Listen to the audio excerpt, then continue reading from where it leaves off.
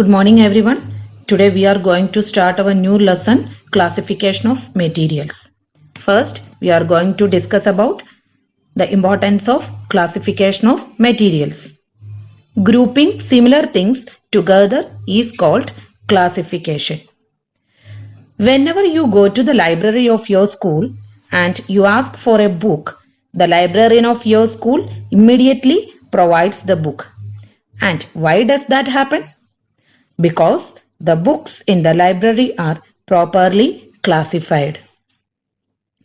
Books are classified according to their subjects. Then they are again classified by the classes or on the basis of names of the authors. Classification is necessary. And why is it necessary? Classification is necessary in order to have a systematic knowledge of things. That means it will help us to differentiate between different things easily. It will help us to have a general idea about members of a group. It also will help us to differentiate between two groups. How can we classify materials? Materials are classified on the basis of their properties. There are several properties which we can classify the materials, and those properties are luster, smoothness of surface, transparency, hardness, ductility and malleability, floating or sinking in water, and solubility.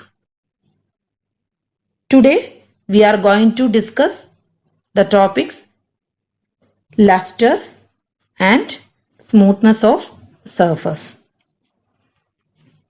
Let's look at the basis on which a material is classified. The first one we see is luster or shiny, and the second one is smoothness of surface. Let's see about a luster or shiny. What do you mean by luster or shiny? Let me give you two examples. One is diamond and the other one is wood. When you look at the diamond, you can find that it shines. Similarly, gold also shines. If you look at the steel utensils in the kitchen, they also shine. Whereas, if you see something made of wood, it would not shine. If you look at coal, it does not shine.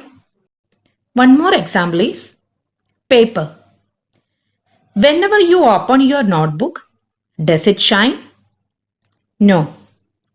So, the items which fall in this category and which shine or they have luster are called lustrous materials, and the ones which do not shine are called non-lustrous materials. Let's move on to the next one, that is smoothness of surface. Many times we come across rough surfaces. For example, brick or stone. Or let us say there are certain trees whose wood, if you touch, is rough. On the other hand, there are certain surfaces which are smooth. If you touch a mirror, you feel smooth. Then there are steel utensils at your home. The outer surface of the car also is smooth. So basically, materials can be classified on the basis of roughness and smoothness. The next rest of the properties that we will discuss in next class. Okay, thank you.